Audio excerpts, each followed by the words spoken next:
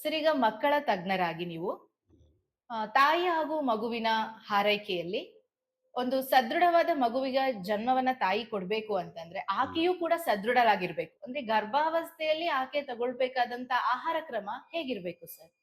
ನೋಡಿ, ಒಂದು ಸದೃಢ ಮಗು ತಾಯಿಗೆ ಜನ್ಮ ತಾಳ್ಬೇಕು ಅಂತಂದ್ರೆ ಹ್ಮ್. ಸದೃಢ ಆರೋಗ್ಯ ತಾಯಿಗೂ ಇರಬೇಕು, ಹೌದು.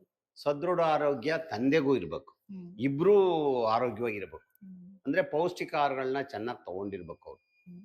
ಏನೇನು ಪೌಷ್ಟಿಕ ಆಹಾರ ಅಂತಂದ್ರೆ ನಮ್ಮಲ್ಲಿ ಈಗ ಸಿಗ್ತಕ್ಕಂಥವು ಪ್ರೋಟೀನು ಆಹಾರಗಳು, ಕಾರ್ಬೋಹೈಡ್ರೇಟ್ ಆಹಾರಗಳು, ಫ್ಯಾಟ್ ಆಹಾರಗಳು, ಆಮೇಲೆ ವಿಟಮಿನ್ ಸಿಗೋಂಥವು, ಮಿನರಲ್ ಸಿಗೋಂಥವು, ಹ್ಮ್. ಪೋಷಕಾಂಶಗಳು, ಹ್ಮ್. ಇವೆಲ್ಲವನ್ನು ಕರೆಕ್ಟಾಗಿ ತಗೊಬೇಕು. ನಮ್ಮಲ್ಲಿ ಈ ಲೋಕರುಡಿ ನಮ್ಮಲ್ಲಿ ಸಿಗ್ತಕ್ಕಂಥದ್ದು ತೊಗರಿಬೇಳೆ ಸಿಗುತ್ತೆ, ಹುಳ್ಳಿಕಾಳು ಸಿಗುತ್ತೆ, ಇದರಲ್ಲಿ ಪ್ರೋಟೀನ್ ಜಾಸ್ತಿ ಇರ್ತದೆ. ಸೊ ಆಮೇಲೆ ರಾಗಿ, ರಾಗಿ. ಜೋಳ, ಹ್ಮ್. ಆಮೇಲೆ ಅಕ್ಕಿ, ಕಡ್ಲೆಕಾಳು. ಇವುಗಳಲ್ಲಿ ಕಾರ್ಬೋಹೈಡ್ರೇಟ್ ಇರ್ತದೆ. ಹ್ಮ್. ಇನ್ನು ತುಪ್ಪ, ಬೆಣ್ಣೆ, ಮಾಮೂಲಿ ಎಮ್ಮೆದು, ಈಗ ಎಮ್ಮೆಗಳು ಇಲ್ಲ, ಎಮ್ಮೆ ತುಪ್ಪ ತುಂಬಾ ಸ್ಟ್ರಾಂಗು ಹಸುವಿನ ತುಪ್ಪಕ್ಕಿಂತ.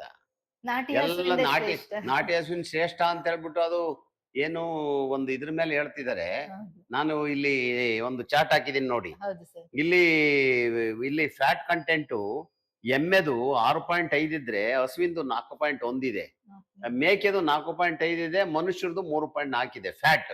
ಓಕೆ. ಅಂದ್ರೆ ಬೆಣ್ಣೆ ಅಂಶ. ಕೊಬ್ಬಿನ ಅಂಶ. ಇನ್ನ ಪ್ರೋಟೀನ್ ಅಂಶ ಇದು ಪಿಷ್ಟ. ಪಿಷ್ಟ ಇದು 4.3 ಇದೆ ಫೋರ್ ಬಫೆಲೋ ಪಾಯಿಂಟ್ ತ್ರೀ ಎಮ್ಮೆನಲ್ಲಿ. ಓಕೆ. ಹಸುವಿನಲ್ಲಿ 3.2 ಗ್ರಾಮ್, 100 ಗ್ರಾಮ್ಗೆ 3.2 ಗ್ರಾಮು, 100 ಗ್ರಾಮ್ಗೆ 3.3 ಗ್ರಾಮು, 100 ಗ್ರಾಮ್ಗೆ 1.1 ಗ್ರಾಮು. ಆಮೇಲೆ ಸಕ್ಕರೆ ಅಂಶ ಲ್ಯಾಕ್ಟೋಸ್ ಇದು 5.1 ಗ್ರಾಮು ಯಾವುದರಲ್ಲಿ ಎಮ್ಮೆನಲ್ಲಿ. ಎಮ್ಮೆಯಲ್ಲಿ. ಹಸುವಿನಲ್ಲಿ 4.4, ಇದು ಮೇಕೆನಲ್ಲಿ 4.6, ಮನುಷ್ಯರಲ್ಲಿ 7.4. ಕ್ಯಾಲ್ಸಿಯಂ ಅಂಶ ಎಮ್ಮೆನಲ್ಲಿ 210 ಇದೆ 100 ಗ್ರಾಮ್ಗೆ. ಇದು ಹಸುವಿನಲ್ಲಿ 120 ಇದೆ, ಗೋಟಲ್ಲಿ 170 ಇದೆ. ಹೈಯೆಸ್ಟ್ ಎಮ್ಮೆನಲ್ಲೇ ಜಾಸ್ತಿ. ಹೌದು. ಎಲ್ಲ ಕಂಟೆಂಟ್ಸು ಎಮ್ಮೆನಲ್ಲೇ ಜಾಸ್ತಿ. ಆದ್ರೆ ನಾವೇ ಅದ್ ಹಾಗಾಗಿ ಬೇಡ ಅಂತೀವಿ. ನೀವು ಬೇಡ ಅಂತೀವಿ. ಹಾಗಾಗಿ ನಾನೇನು ಹೇಳಕ್ ಇಷ್ಟಪಡ್ತೀನಿ ಅಂತಂದ್ರೆ, ಎಮ್ಮೆ ತುಪ್ಪ, ಎಮ್ಮೆ ಬೆಣ್ಣೆ, ಎಮ್ಮೆ ಮಜ್ಜಿಗೆ, ಎಮ್ಮೆ ಮೊಸರು ಅದ್ಭುತವಾದ ಆಹಾರ. ಹಸುವಿಂದೇ ಹುಡುಕೊಂಡು ಹೋಗೋದ್ಕಿಂತ ಎಮ್ಮೆದ್ರಲ್ಲಿ ವೈಜ್ಞಾನಿಕವಾಗಿ ತುಂಬಾ ಪೌಷ್ಟಿಕಾಂಶಗಳು ಇರೋದ್ರಿಂದ ನಾವು ಎಮ್ಮೆದನ್ನ ಜಾಸ್ತಿ ಬಳಸಬಹುದು. ಈ ನಾಟಿ ಹಸು ಅಂತ ನಾವು ಸುಮ್ನೆ ಒಂದು ಬ್ರ್ಯಾಂಡ್ ಇಂದ ಹೋಗ್ತಾ ಇದೀವಿ ಅಂತ. ಹೌದೌದೌದೌದೌದೌದೌದು, ಸತ್ಯ. ಸೊ ಹಾಗಾಗಿ ಸದೃಢ ತಾಯಿ, ಸದೃಢ ತಂದೆ ಅಂತಂದ್ರೆ ಎಲ್ಲ ತರದ ಪೌಷ್ಟಿಕಾಂಶಗಳನ್ನ ಚೆನ್ನಾಗಿ ಊಟ ಮಾಡಿ ದೇಹವನ್ನ ಯಾವುದೇ ದುಶ್ಚಟಗಳಿಗೆ ಬಲಿಯಾದಂಗೆ ಇಟ್ಕೊಂಡು, ಒಂದು ಸ್ತ್ರೀ ಹಣ್ಣು ಒಂದು ಪುರುಷ ಹಣ್ಣು ಗರ್ಭ ಕಟ್ಟಿದಾಗ ಸೇರಿದಂಥ ಸಂದರ್ಭದಲ್ಲಿ ಸೊ ಅಲ್ಲಿ ಮಗು ಬೆಳೆಯೋಕ್ಕೆ ಸ್ಟಾರ್ಟ್ ಆಗ್ತದೆ. ಅವಾಗ ತುಂಬಾ ಸದೃಢವಾಗಿ ಗರ್ಭಿಣಿ ಅವಧಿನಲ್ಲಿ ಮಗು ಬೆಳೆಯುತ್ತೆ. ಸೊ ಗರ್ಭಿಣಿ ಅವಧಿನಲ್ಲೂ ಸಹಿತ ತಾಯಿ ಏನ್ ಮಾಡ್ಬೇಕು, ಒಳ್ಳೊಳ್ಳೆ ಆಹಾರಗಳನ್ನ ತಿನ್ಬೇಕು. ಒಳ್ಳೊಳ್ಳೆ ಆಹಾರಗಳ ಅಂತಂದ್ರೆ ನೀವು ಅಮೆರಿಕದ್ದು ತಗೊಂಬಂದ್ ತಿನ್ನಿ, ಇನ್ಯಾವುದೋ ಒಂದು ಇದು ಎಂಥದ್ದು ಜಂಕ್ ಫುಡ್ ತಿನ್ನಿ, ಅದು ಅಲ್ಲ. ನಮ್ಮಲ್ಲಿ ಲಭ್ಯ ಇರ್ತಕ್ಕಂಥದ್ದು ನಮ್ಮ ಸುತ್ತಮುತ್ತ ಈಗ ಹುಳ್ಳಿಕಾಳು ಇದೆ, ಅದ್ಭುತವಾದ ಹುಳ್ಳಿಕಾಳು. ಹುಳ್ಳಿಕಾಳಿನಲ್ಲಿ ಸಾಕಷ್ಟು ವೆರೈಟಿ ಸಾಂಬಾರುಗಳನ್ನ ಮಾಡ್ತಾರೆ ಹಳ್ಳಿನಲ್ಲಿ. ಕಾಳುಗಳನ್ನ ಅದನ್ನ ಮೊಳಕೆ ಬರೆಸ್ಬಿಟ್ಟು ಕಾಳುಗಳನ್ನ ಮಾಡ್ತಾರೆ. ಅದಕ್ಕೆ ಕಾಳುಗಳಲ್ಲಿ ಕಾಳಿಗಿಂತ ಏನು ಬೇಳೆಗಿಂತ ಕಾಳು ಶ್ರೇಷ್ಠ, ಕಾಳಿಗಿಂತ ಮೊಳಕೆ ಕಟ್ಟಿದ ಕಾಳುಗಳು ಅತಿ ಶ್ರೇಷ್ಠ ಅಂತ. ಸೊ ಮೊಳಕೆ ಬಂದ್ರೆ ಅದಕ್ಕೆ ಇನ್ನೊಂದಷ್ಟು ಜಾಸ್ತಿ ಆಗುತ್ತೆ. ಪ್ರೋಟೀನ್ ಲೆವೆಲ್ ಅನ್ನೋದಕ್ಕಿಂತ ಒಂದು ನ್ಯೂಟ್ರಿಷನಸ್ ಮತ್ತೆ ಫೈಬರ್ ಅಂಶ, ಆಮೇಲೆ ವಿಟಮಿನ್ಸ್ಗಳು ಇವೆಲ್ಲ ಜಾಸ್ತಿ ಆಗುತ್ತೆ. ಸೊಪ್ಪು, ಹೌದು, ತರಕಾರಿಗಳನ್ನ ಹೌದು. ರಾಗಿನೂ ಒಳ್ಳೆ ಆಹಾರ. ರಾಗಿನಲ್ಲಿ ಅತಿ ಹೆಚ್ಚು ಕ್ಯಾಲ್ಸಿಯಂ ಇದೆ, ರಾಗಿನಲ್ಲಿ ಅತಿ ಹೆಚ್ಚು ಕಬ್ಬಿಣಾಂಶ ಇದೆ, ಎಲ್ಲಾ ರೋಗಗಳನ್ನ ತಡೆಯಬಲ್ಲ ಶಕ್ತಿ ಇದೆ. ಹೌದೌದು. ರಾಗಿಯಲ್ಲಿ ವಿಟಮಿನ್ ಎ ಇದೆ, ವಿಟಮಿನ್ ಎ ಕಣ್ಣನ್ನ ರಕ್ಷಣೆ ಮಾಡುತ್ತೆ. ಸೊ ಅದನ್ನೇ ಊಟ ಮಾಡಲ್ಲ ಎಷ್ಟೋ ಜನ, ಬರೀ ಅನ್ನ ತಿನ್ಕೊಂಡ್ಬಿಟ್ಟು ಮಗು ಬೆಳೆಸಕ್ ಆಗಲ್ಲ.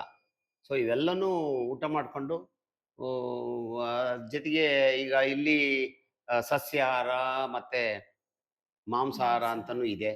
ಈಗ ಮಾಂಸಾಹಾರ ತಿನ್ನೋರಿಗೆ ನಾವೇನ್ ತಿನ್ಬೇಡ ಅಂತ ಹೇಳಕ್ ಆಗಲ್ಲ, ಅದನ್ನು ಅವ್ರು ಬಳಸ್ಬೋದು. ಮೊಟ್ಟೆ, ಮೀನು, ಮಾಂಸ ಅದನ್ನು ಬಳಸಿ ಸದೃಢವಾಗಿ ಮಗುವನ್ನ ಗರ್ಭಿಣಿ ಅವಧಿನಲ್ಲಿ ಬೆಳೆಸ್ಬೇಕು. ಆಮೇಲೆ ಏನಾಗೋಗುತ್ತೆ, ಗರ್ಭಿಣಿ ಈಗ ಆಸ್ಪತ್ರೆಗೆ ಹೋಗಿ ಡೆಲಿವರಿ ಆಗುತ್ತೆ. ಸೊ ಡೆಲಿವರಿ ಆದಾಗ ಅಲ್ಲಿ ಆಸ್ಪತ್ರೆಯಲ್ಲಿ ಇರೋ ತನಕ ಆ ವೈದ್ಯರು ಅಥವಾ ನಾರ್ಮಲ್ ಆಗಿರುತ್ತೆ, ಇಲ್ಲ ಅಂತಂದ್ರೆ ಸಿಸೇರಿಯನ್ ಆಗಿರುತ್ತೆ, ಏನೋ ಒಂದು ಆಗಿರ್ತದೆ. ಸೊ ಆ ಟೈಮ್ನಲ್ಲಿ ಬಾಣಂತಿ ಏನು ಊಟ ಮಾಡ್ಬೇಕು ಅನ್ನೋದು, ಇದು ನಮ್ಮ ಸಮಾಜದಲ್ಲಿ ಬಹಳ ಕನ್ಫ್ಯೂಷನ್ ಇದೆ. ಕನ್ಫ್ಯೂಷನ್ ಅಂತಂದ್ರೆ ಏನು ಕನ್ನಡದಲ್ಲಿ ಗೊಂದಲ ಗೊಂದಲವಿದೆ. ಗೊಂದಲ ಏನ್ ತಿನ್ಬೇಕು ಏನ್ ಬಿಡ್ಬೇಕು ಎಲ್ಲ ಗಾಬರಿ ಎದುರ್ತಾರೆ. ಮುದ್ದೆ ಊಟ ಮಾಡಕ್ ಹೆದರ್ತಾರೆ ಬಾಣಂತಿ. ಹೌದು. ಮುದ್ದೆ ಊಟ ಮಾಡಕ್ ಹೆದರ್ತಾರೆ, ಬರೀ ಅನ್ನನೇ ತಿನ್ಕೊಂತಿರ್ತಾರೆ. ನೀರು ಸೊಪ್ಪು ನೀರು ಆ ತರದ್ ತಿನ್ಕೊಂತಿರ್ತಾರೆ. ಆ ತರ ಮಾಡಿದಾಗ ಆ ಮಗುವಿನ ಬೆಳವಣಿಗೆ ಕುಂದುತ್ತೆ, ತಾಯಿಯ ಆರೋಗ್ಯ ಮಾಮೂಲಿ ಸ್ಥಿತಿಗೆ ಬರಲ್ಲ. ಕೊರತೆ, ನ್ಯೂಟ್ರಿಷನ್ ಗಳ ಕೊರತೆ ಆಗತ್ತೆ. 100% ಮಾಡ್ಬೇಕಾದ್ರೆ ನ್ಯೂಟ್ರಿಷನ್ ಇಲ್ಲ 100%. ಅದಕ್ಕೆ ನಾನೇನು ಹೇಳಕ್ ಇಷ್ಟಪಡ್ತೀನಿ ಅಂತಂದ್ರೆ, ಬಾಣಂತಿ ಊಟ ಗರ್ಭಿಣಿ ಇದ್ದಾಗ ಮಾಡ್ತಕ್ಕಂಥ ಊಟ ಒಂದೇ ಸಮನಾಗಿರ್ಬೇಕು, ವ್ಯತ್ಯಾಸ ಇರಬಾರ್ದು. ಈಗ ಮಗು ಗರ್ಭಿಣಿ ಇದ್ದಾಗ ಗರ್ಭಕೋಶದಲ್ಲಿ ಬೆಳಿಬೇಕಾದ್ರೆ ಏನೇನು ಊಟ ತಾಯಿ ಸಪ್ಲೈ ಮಾಡಿರುತ್ತೋ, ಆಚೆಗೆ ಬಂದ್ಮೇಲೆ ಅಂದ್ರೆ ಡೆಲಿವರಿ ಆದ್ಮೇಲೆ, ಅದು ಸಿಸೇರಿಯನ್ ಇರ್ಬೋದು ಅಥವಾ ನಾರ್ಮಲ್ ಡೆಲಿವರಿ ಇರ್ಬೋದು, ಸೊ ಅದು ಬಂದ್ಮೇಲೆ ಹೊಟ್ಟೆ ಒಳಗಿದ್ದಾಗ ಏನು ಊಟನ ರಕ್ತದಲ್ಲಿ ತಾಯಿ ಸಪ್ಲೈ ಮಾಡಿರುತ್ತೋ, ಆಚೆಗೆ ಬಂದ್ಮೇಲೆ 6 ತಿಂಗಳು ತುಂಬೋ ತನಕ ಎದೆ ಹಾಲಿನಲ್ಲೇ ಬೆಳೆಸ್ಬೇಕು. ಸೊ ಎದೆ ಹಾಲಿನಲ್ಲೂ ಸಹಿತ ಗರ್ಭಿಣಿ ಅವಧಿನಲ್ಲಿ ಏನು ಆಹಾರಗಳನ್ನ ತಾಯಿ ಕೊಟ್ಟಿರುತ್ತೋ ಅದೇ ಆಹಾರಗಳನ್ನ ಬಾಣಂತಿನಲ್ಲೂ ಸಹಿತ ಎದೆ ಹಾಲಿನಲ್ಲಿ ಮಗು ತಲುಪಂಗೆ ನೋಡ್ಕೊಳ್ಳೇಬೇಕು. ಯಾವ್ದನ್ನೇ ಪತ್ತೆ ಮಾಡಬೇಕು. ಅತಿ ತರಕಾರಿಗಳು, ಎಲ್ಲ ತರದ ಸೊಪ್ಪುಗಳು ತಿನ್ಬೇಕು, ಎಲ್ಲ ತರದ ತರಕಾರಿಗಳನ್ನ ತಿನ್ಬೇಕು, ಎಲ್ಲ ತರದ ಗೆಡ್ಡೆ ಗೆಣಸುಗಳನ್ನ ತಿನ್ಬೇಕು, ಎಲ್ಲ ತರದ ಹಣ್ಣುಗಳನ್ನ ತಿನ್ಬೇಕು, ಆಮೇಲೆ ಎಲ್ಲ ತರದ ಧಾನ್ಯಗಳನ್ನ ಬಳಸ್ಬೇಕು, ಎಳ್ನೀರು ಎಲ್ಲ ಬಳಸ್ಬೇಕು. ಆಮೇಲೆ ಮತ್ತೆ ಮಾಂಸ ತಿನ್ನೋ ಅಂತವ್ರು ಮೊಟ್ಟೆ ಮೀನು ಮಾಂಸಗಳನ್ನು ಬಳಸಬಹುದು. ಬಾಣಂತಿ ಇದ್ದವರು ರಾಗಿನೇ ಬಳಸಲ್ಲ, ಬಹುತೇಕ ರಾಗಿ ಬಳಸಲ್ಲ. ರಾಗಿ ಅತಿ ಶ್ರೇಷ್ಠವಾದ್ದು ಬಾಣಂತಿನಲ್ಲಿ. ರಾಗಿ ಗಂಜಿ ಕುಡಿಬಹುದು, ರಾಗಿ ಮುದ್ದೆ ಊಟ ಮಾಡಬಹುದು, ರಾಗಿ ರೊಟ್ಟಿ ತಿನ್ಬಹುದು. ಯಾಕೆಂದ್ರೆ ಇದರಲ್ಲಿ ರಾಗಿನಲ್ಲಿ ಮಗುವಿನ ಮೂಳೆಗಳನ್ನ ಚೆನ್ನಾಗಿ ಬೆಳೆಸ್ತಕ್ಕಂತ ಶಕ್ತಿ ಇದೆ. ಈ ನಾಳುಗಳು ಇರ್ತಾವಲ್ಲ, ಇದು ನಾಳುಗಳೆಲ್ಲ ಗಟ್ಟಿ ಮಾಡ್ತಕ್ಕಂತ ಕ್ಯಾಲ್ಸಿಯಂ ಅತಿ ಹೆಚ್ಚು ರಾಗಿನಲ್ಲಿ ಇದೆ. ರಾಗಿನಲ್ಲಿ ಕಬ್ಬಿಣ ಅಂಶ ಇದೆ, ರಕ್ತ ಉತ್ಪತ್ತಿ ಮಾಡುತ್ತೆ. ರಾಗಿ ಕಣ್ಣನ್ನ ರಕ್ಷಣೆ ಮಾಡುತ್ತೆ, ವಿಟಮಿನ್ ಎ ಇದೆ. ಸೊ ಅದನ್ನ ಬಿಟ್ಟು ಬರೀ ಅನ್ನನೇ ತಿನ್ಕೊಂತ ಬಂದ್ರೆ ಅವಾಗ ಯಾವ್ದಾದ್ರು ಒಂದು ಕಾಯಿಲೆ ಮಗುವಿಗೆ ಸೃಷ್ಟಿ ಆಗ್ಬಿಡುತ್ತೆ. ಸೊ ಹಾಗಾಗಿ ಈಗ ನಮ್ಮಲ್ಲಿ ಏನಿದೆ ಅಂತಂದ್ರೆ, ಮಗುವಿನ ಜನ್ಮದ ಮೊದಲ 1000 ದಿನಗಳು ಅಂತ. ಮಗುವಿನ ಜನ್ಮದ ಮೊದಲ 1000 ದಿನಗಳು ಎಂದರೇನು? ಮಗುವಿನ ಜನ್ಮದ ಮೊದಲ 1000 ದಿನಗಳು ಎಂದರೆ ಗರ್ಭ ಕಟ್ಟಿದ ದಿವಸದಿಂದ ಮಗು ಗರ್ಭಿಣಿ ಅವಧಿನಲ್ಲಿ 270 ದಿವಸ, ಮಗು ಜನನವಾದ ಮೇಲೆ ಮೊದಲನೇ ವರ್ಷ 365, ಎರಡನೇ ವರ್ಷ 365, ಇವಿಷ್ಟು ಸೇರಿದ್ರೆ ಏನಾಗುತ್ತೆ 1000 ದಿವಸಗಳು. ಈ ಮಗುವಿನ ಜನ್ಮದ ಮೊದಲ 1000 ದಿನಗಳು ತಾಯಿ ಮತ್ತು ಮಗು ಸೇವಿಸಿದ ಪೌಷ್ಟಿಕಾಹಾರ ಮಗುವಿಗೆ 100 ವರ್ಷದ ಭವಿಷ್ಯವನ್ನು ತಂದು ಕೊಡುತ್ತದೆ. ಈ ಅವಧಿ ಬಹಳ ಬಹಳ ಬಹಳ ಇಂಪಾರ್ಟೆಂಟು ಪೌಷ್ಟಿಕಾಹಾರದ ವಿಚಾರದಲ್ಲಿ. ಯಾಕೆ ಅಂತಂದ್ರೆ ಈ ಅವಧಿಯಲ್ಲಿ ವೈಜ್ಞಾನಿಕವಾಗಿ ಮಗುವಿನ ಮಿದುಳು ಸುಮಾರು 80% ಬೆಳವಣಿಗೆ ಕಂಪ್ಲೀಟ್ ಆಗುತ್ತೆ ಈ ಅವಧಿನಲ್ಲಿ. ಅಂದ್ರೆ ಗರ್ಭ ಕಟ್ಟಿದ ದಿವಸದಿಂದ ಮಗು 2 ವರ್ಷ. ಸೊ 2ನೇ ಬರ್ಡೇ ಆಚರಣೆ ಮಾಡುವಷ್ಟೊತ್ತಿಗೆ ಮಿದುಳು ಬೆಳವಣಿಗೆ 80% ಕಂಪ್ಲೀಟ್ ಆಗೋಗುತ್ತೆ. ನೀವು 2 ವರ್ಷ ಆದ್ಮೇಲೆ ನೀವು ಕೊಟ್ರು ಅಷ್ಟೇ, ಬಿಟ್ರು ಅಷ್ಟೇ. ಕೊಡಬಾರ್ದು ಅಂತ ನಾನು ಹೇಳ್ತಾ ಇಲ್ಲ. ಈ ಅವಧಿನಲ್ಲಿ ಬಿಟ್ಬಿಟ್ಟು ನಾವ್ ಯಾವಾಗಲೂ ಮುಂದ್ ಕೊಡ್ತೀವಿ ಅಂತ ಹೋದ್ರೆ ಮಗುವಿನ ಮಿದುಳಿನ ಬೆಳವಣಿಗೆ ಕರೆಕ್ಟ್ ಆಗಿ ಆಗೋದಿಲ್ಲ. ಕೋಶಗಳು ಮಿದುಳು ಸುಮಾರು 75% ಆಹಾರ ತಿನ್ನುತ್ತೆ ಈ ಅವಧಿನಲ್ಲಿ. ಈಗ ದೇಹ ಎಲ್ಲ 25% ತಿಂದ್ರೆ ಮಗುವಿನ ಮಿದುಳು 2/3% ಆಫ್ ಪೌಷ್ಟಿಕಾಹಾರಗಳನ್ನ ಮಿದುಳು ತಿನ್ನುತ್ತೆ, ಮಗುವಿನ ಮಿದುಳು. ಸೊ ಆ ಸಂದರ್ಭದಲ್ಲಿ ನಮ್ಮಲ್ಲಿ ಏನ್ ಮಾಡ್ತಾ ಇದ್ದಾರೆ, ಬಾಣಂತಿ ಎಂಬ ಭೂತವನ್ನ ಮನಸ್ಸಲ್ಲಿ ಇಟ್ಕೊಂಡು ಅದಕ್ಕೇನಂತ ಕರಿತೀವಿ ನಾವು, ಒಂದು ಮೂಢನಂಬಿಕೆಯನ್ನ ಇಟ್ಕೊಂಡು ಬಾಣಂತಿಗೆ ಆಹಾರಗಳನ್ನೇ ಸರಿಯಾಗಿ ಕೊಡದಲ್ಲೇ ಆ ಎದೆ ಹಾಲಿನಲ್ಲಿ ಪೌಷ್ಟಿಕಾಂಶಗಳ ಕೊರತೆಯಾಗಿ ಮಗುವಿನ ಮಿದುಳು ಸರಿಯಾಗಿ ಬೆಳೆಯೋದಿಲ್ಲ, ಕುಂಠಿತ ಆಗ್ತದೆ. ಸೊ ಹಾಗಾಗಿ ಮಗುಗೆ 2 ವರ್ಷ ತುಂಬ ತನಕ ಎದೆ ಹಾಲನ್ನ ತಾಯಿ ಕೊಡ್ಬೇಕು. ಬಾಣಂತಿ ಆದಂತಹ ತಾಯಿ ಪೌಷ್ಟಿಕ ಆಹಾರಗಳನ್ನ ಎಲ್ಲವೂ ಏನ್ ಗರ್ಭಿಣಿ ಅವಧಿನಲ್ಲಿ ಏನು ತಿಂದಿರ್ತದೋ ಅದೇ ಆಹಾರಗಳನ್ನ ತಿನ್ಬೇಕು, ಯಾವುದನ್ನು ತಡೆ ಹಿಡಿಬಾರ್ದು. ಯಾಕೆಂತಂದ್ರೆ 2 ದೇಹ 1 ಬಾಯಿ ತಾಯಿದು. ಸೊ ಆಮೇಲೆ ಮಗು ಜನನವಾದ ಮೇಲೆ ಹುಟ್ಟಿದ ಅರ್ಧ ಗಂಟೆ ಒಳಗೆ ಅದು ಸಿಸೇರಿಯನ್ ಆಗಿರ್ಲಿ ಅಥವಾ ನಾರ್ಮಲ್ ಆಗಿರ್ಲಿ ಎದೆ ಹಾಲನ್ನೇ ಕೊಡಬೇಕು. ಬರಲ್ಲ ಅಂತಾರಲ್ಲ ಸರ್ ಎದೆ ಹಾಲು ಹುಟ್ಟಿದ ಹಾ ತಕ್ಷಣ? ನೋಡಿ, ಇದಕ್ಕೆ ನಾನು ಹೇಳ್ತಾ ಇದ್ದೀನಿ, ಎದೆ ಹಾಲು ಬರಲ್ಲ ಅನ್ನೋದು ಅದೊಂದು ಮೂಢನಂಬಿಕೆ ಹೊರತು ಹ್ಮ್. ಅದು ವೈಜ್ಞಾನಿಕವಾಗಿ ಅಲ್ಲ. ಹ್ಮ್. ಯಾಕೆಂತಂದ್ರೆ ಗರ್ಭಿಣಿ ಅವಧಿನಲ್ಲೇ ಗೀಬಾಲ್ ಬರುತ್ತೆ. ಹ್ಮ್. ಯಾರು ಅದನ್ನ ಚೆಕ್ ಮಾಡ್ಕೊಂಡಿಲ್ಲ. Okay. ಸೊ ಈಗ ನಾವು ನಮ್ಮಲ್ಲಿ ದನಗಳೆಲ್ಲ ಸಾಕ್ತಿವಿ, ಹ್ಮ್. ಕುರಿ ಸಾಕ್ತಿವಿ, ಮೇಕೆ ಸಾಕ್ತಿವಿ, ಎಮ್ಮೆ ಸಾಕ್ತಿವಿ, ದನ ಸಾಕ್ತಿವಿ. ಈಗ ಅದ್ ಯಾವ್ದಾದ್ರು ಒಂದು ಗಬ್ಬದ ಎಮ್ಮೆ ಅಥವಾ ಗಬ್ಬದ ಹಸು, ಗಬ್ಬದ ಆಡಿದ್ರೆ ಗಬ್ಬಾಗಿದೆ ಇಲ್ಲ ಅಂತ ಹೇಳಿ ಪರೀಕ್ಷೆ ಮಾಡ್ತೀವಿ. ಮಾಡ್ತಾರೆ. ಅವಾಗ 7ನೇ ತಿಂಗಳು 8ನೇ ತಿಂಗಳಲ್ಲಿ ಆ ಗೀಬಾಲ್ ಅನ್ನು ಕರಿತೀವಿ. ಅದೇ ತರ ಮನುಷ್ಯರಿಗೂ ಬರುತ್ತೆ. ಹ್ಮ್. ಸೊ ಹಾಲಿಲ್ಲ ಅನ್ನೋ ಪ್ರಶ್ನೆನೇ ಇಲ್ಲ. ಆದ್ರೇನು ಅಂತಂದ್ರೆ ನೀರ್ ಬಂದಂಗ್ ಬರಲ್ಲ ಮೊದಲನೇ ಹಾ. ದಿವಸ, 2ನೇ ದಿವಸ, 3ನೇ ದಿವಸ ಅದು ಗಟ್ಟಿಗೆ ಬರುತ್ತೆ. ಹ್ಮ್. ಅದಕ್ಕೆ ಕೊಲೆಸ್ಟ್ರಾಮ್ ಅಂತ ಕರಿತೀವಿ. Okay. ಅದರಲ್ಲಿ ದೇವರು ಒಂದು ಹನಿನಲ್ಲಿ ಒಂದು ದಿವಸಕ್ಕಾಗುವಷ್ಟು ಪೌಷ್ಟಿಕಾಂಶಗಳನ್ನ ಇಟ್ಟಿರ್ತಾನೆ. ಹ್ಮ್. ಸೊ ಹಾಗಾಗಿ ಬೇರೆ ಏನೂ ಹಾಕ್ದಂಗೆ ಬರೀ ಆ ಒಂದು ಆ ಕೊಲೆಸ್ಟ್ರಾಮ್ ಅಂತಕ್ಕಂತ ಗೀಬಾಲು, ಒಂದ್ ಹನಿ ಒಂದ್ ಹನಿ ಗೀಬಾಲ್ ಒಂದು ದಿವಸಕ್ಕೆ, 2ನೇ ದಿವಸಕ್ಕೆ 2 ಹನಿ, 3ನೇ ದಿವಸಕ್ಕೆ 3 ಹನಿ ಗೀಬಾಲು, ಅದಕ್ಕೆ ಪೂರ್ಣ ಪ್ರಮಾಣದ 24 ಗಂಟೆಗೆ ಆಗುವಷ್ಟು ಶಕ್ತಿಯನ್ನ ದೇವರು ಅದ್ರಲ್ಲಿ ತುಂಬಿದಾನೆ. ಸೊ ಹಾಗಾಗಿ ಅದನ್ನೇ ಕೊಡ್ಬೇಕು. ಅದ್ ಬಿಟ್ಟು ಬೇರೆ ಏನಾದ್ರು ಪೌಡರ್ ಹಾಲ್ ಹಾಕೋದು, ಆಮೇಲೆ ಬಾಟ್ಲಿಗಳನ್ನ ತಂದ್ಬಿಟ್ಟು ಸರಿ. ಬಾಟ್ಲಲ್ಲಿ ಕೊಡೋದು, ಅವೆಲ್ಲ ಮಾಡಬಾರ್ದು. ಅದು ಮಗುವಿಗೆ ತುಂಬಾ ತೊಂದರೆಯನ್ನ ಮಾಡುತ್ತೆ. ಯಾಕೆಂತಂದ್ರೆ ಈ ಬಾಟ್ಲು ಮತ್ತೆ ಇದು ಯಾವ್ದು ಪೌಡರ್ ಹಾಲ್ಗಳನ್ನ ರೆಡಿ ಮಾಡಿ ಇಟ್ಬಿಡ್ತಾರೆ ಈ ನಡುವೆ. ನಾನು ನೋಡ್ತಾ ಇರ್ತೀನಿ. ಅದನ್ನ ಮಾಡಬಾರ್ದು. ಯಾಕೆಂತಂದ್ರೆ ಪೌಡರ್ ಹಾಲ್ ಕೊಡಬಾರ್ದು. ಪೌಡರ್ ಹಾಲ್ನಲ್ಲಿ ಎದೆ ಹಾಲ್ನಲ್ಲಿ ಇರ್ತಕ್ಕಂಥ ಅಂಶಗಳು ಇರೋದಿಲ್ಲ. ಆಮೇಲೆ ಕಾಯಿಲೆಗಳು ಬರ್ತದೆ, ಬೇಕಾದಷ್ಟು ವಾಂತಿ ಆಗುತ್ತೆ, ಬೇದಿ ಆಗುತ್ತೆ. ಇದ್ರ ಜೊತೆಗೆ ಬಾಟ್ಲ್ ನಿಪ್ಪಲ್ ಬೇರೆ ತಂದ್ಬಿಡ್ತಾರೆ, ಫೀಡಿಂಗ್ ಬಾಟ್ಲ್. ನಮ್ಮಲ್ಲಿ ಏನಿದೆ, ವಿಜ್ಞಾನ ಏನ್ ಹೇಳುತ್ತೆ, ಫೀಡಿಂಗ್ ಬಾಟ್ಲ್ಗಳು ಬೇಬಿ ಕಿಲ್ಲರ್ ಅಂತ ಕರಿತೀವಿ ನಾವು. ಸೊ ನಮ್ಮಲ್ಲಿ ನಾವು ಈಗಾಗಲೇ 30 ವರ್ಷಗಳಿಂದ ನಾನು ಅದನ್ನ ಹೇಳ್ತಾ ಇದ್ದೀನಿ, ಫೀಡಿಂಗ್ ಬಾಟ್ಲ್ಗಳನ್ನ ಬಳಸಬೇಡಿ. ಈಗ ಮಗುವಿದ ಹಲ್ಲುಗಳು ಮುಂದೆ ಬರುತ್ತೆ, ವಾಂತಿ ಬೇದಿ ಆಗುತ್ತೆ, ಶ್ವಾಸಕೋಶಗಳು ತೊಂದರೆ ಆಗುತ್ತೆ, ಆಮೇಲೆ ಕಾಯಿಲೆ ಬರುತ್ತೆ. ಅದಕ್ಕೆ ನಮ್ಮಲ್ಲಿ ಅದನ್ನ ಬೇಬಿ ಕಿಲ್ಲರ್ ಅಂತ ಕರಿತೀವಿ. ಹಾಗಾಗಿ ಈಗ ಇದು ಈ ಫೀಡಿಂಗ್ ಬಾಟ್ಲ್ಗಳನ್ನ ಬಳಸದ ಹಾಗೆ ಮಗುಗೆ ಏನ್ ಮಾಡ್ಬೇಕು, ಆಗ ಏನಾದ್ರೂ ಈಗ ಔಷಧಿ, ಈಗ ಮಗು ಹುಟ್ಟಿದ ತಕ್ಷಣನೇ ಅರ್ಧ ಗಂಟೆ ಒಳಗೆ ಎದೆ ಹಾಲು ಕೊಡಿ. ಎದೆ ಹಾಲು ಕೊಟ್ಮೇಲೆ ಏನಾದ್ರೂ ಕೆಲವು ವಿಟಮಿನ್ಸ್ ಗಳನ್ನ ಅವುಗಳನ್ನ ಹಾಕ್ಬೇಕಾದ್ರೆ, ಸೊ ನಾವೇನ್ ಮಾಡ್ಬೇಕು ಅಂತಂದ್ರೆ ಮಗುವನ್ನ ಮಲಸ್ಕೊಂಡು ಹಾಕ್ಬಾರ್ದು, ಹಿಂಗೆ ಈ ತರ ಹಾಕ್ಬಾರ್ದು. ಸೊ ಮಗುವನ್ನ ಈ ರೀತಿ ಕೂರಿಸ್ಕೊಂಡು ಚಮಚದಕ್ಕೆ ಅಥವಾ ಒಳಲೆ ಇರುತ್ತಲ್ಲ, ಒಳಲೆ ಅಥವಾ ಚಮಚಕ್ಕೆ ಪಿಲ್ಲರ್ನಲ್ಲಿ ಇದಕ್ಕೆ ಔಷಧಿಗಳನ್ನ ಹಾಕೊಂಡು ಈ ತರನೇ ಕುಡಿಸ್ಬೇಕು. ಇವ್ರಿಗೆ 2 ವರ್ಷ ತುಂಬಾ ತನಕ, ಇವರೇ ಇವ್ರು ಊಟ ಮಾಡೋ ತನಕ, ಇವರೇ ಇವ್ರು ತಿನ್ನೋ ತನಕ ನಾವು ಆದಷ್ಟು ಸ್ಪೂನ್ ಅಲ್ಲಿ ಮಗುಗೆ ಈ ತರ ಊಟ ಕೊಡ್ಬೇಕು. ಅಂದ್ರೆ ಯಾವ್ದಾದ್ರು ಔಷಧಿ ಕುಡಿಸ್ಬೇಕಾದ್ರೆ ಆ ಹುಟ್ಟಿದ ಮಗುಗೆ ಇದೇ ತರ ಕೊಡ್ಬೇಕು. ಅಂದ್ರೆ ನಾವು ಆಹಾರ ಆಗ್ಲಿ ಔಷಧಿ ಆಗ್ಲಿ ಕೊಡುವಾಗ ಸ್ವಚ್ಛತೆಯನ್ನ ಕಾಪಾಡ್ಬೇಕು. ಸ್ವಚ್ಛತೆ ಕಾಪಾಡೋದು ಅದು ಬೇರೆ ಒಂದಿದು. 6 ತುಂಬಿದ ಮೇಲೆ ಅದು ನಾವು ಪೂರಕಾರಗಳನ್ನ ನಾವು ಫಸ್ಟೇ ಮಾಡಂಗಿಲ್ಲ. ಎಕ್ಸ್ಕ್ಲೂಸಿವ್ ಬ್ರೆಸ್ಟ್ ಫೀಡಿಂಗ್ ಅಂತ ಕರಿತೀವಿ. ನಾವ್ ಯಾವ್ದು ಕರಿತೀವಿ ಅಂದ್ರೆ ಎಕ್ಸ್ಕ್ಲೂಸಿವ್ ಬ್ರೆಸ್ಟ್ ಫೀಡಿಂಗ್ ಅಂತ. ಮೊದಲ 6 ತಿಂಗಳು ಅಂದ್ರೆ WHO ವರ್ಲ್ಡ್ ಹೆಲ್ತ್ ಆರ್ಗನೈಸೇಷನ್ ಏನ್ ಹೇಳುತ್ತೆ, 6 3 18. ಸೊ 6 ತಿಂಗಳಿಗೆ ಎಷ್ಟು ದಿವಸ? ತಿಂಗಳಿಗೆ 30 ದಿವಸ ಪ್ಲಸ್ 6 6 3 18 180 ದಿವಸ. WHO ಏನ್ ಹೇಳುತ್ತೆ, 181ನೇ ದಿವಸಕ್ಕೆ ಪೂರಕಾರಗಳನ್ನ ಕೊಡಿ, ಮೊದಲೇ ಕೊಡ್ಬೇಡಿ. ಮೊದಲೇ ಏನು ಕೊಡ್ಬೇಡಿ? ಮೊದಲೇ ಕೊಡಕೋದಂದ್ರೆ ಮಗುವಿನ ಕರುಳಿನಲ್ಲಿ ಪೂರಕಾರಗಳನ್ನ ಪಚನ ಮಾಡ್ತಕ್ಕಂತ ಎನ್ಸೈಮ್ಸ್ಗಳು ಇರಲ್ಲ. ಸೊ ಹಾಗಾಗಿ 6 ತುಂಬಲಿ, 6 ತುಂಬಿ 7 ಬಿದ್ದಾಗ ನಾವು ಪೂರಕಾರಗಳನ್ನ ಕೊಡ್ಬೇಕು. ಅಲ್ಲಿ ತನಕ ಕೆಲವು ವಿಟಮಿನ್ಸ್ ಗಳನ್ನ ನಾವು ಈ ತರ ಸ್ಪೂನ್ ಅಲ್ಲಿ ಫೀಡ್ ಮಾಡ್ಕೊಂಡು, ಯಾವುದೇ ಕಾರಣಕ್ಕೂ ಈಗ ಮಲಗಿಸ್ಕೊಂಡು ಕೊಡ್ಬಾರ್ದು. ಮಲಗಿಸ್ಕೊಂಡು ಕೊಟ್ರೆ ಏನಾಗ್ಬೋದು? ಮಲಗಿಸ್ಕೊಂಡು ಕೊಟ್ರೆ ಉಸಿರು ನಾಳ್ಕೋಗುತ್ತೆ.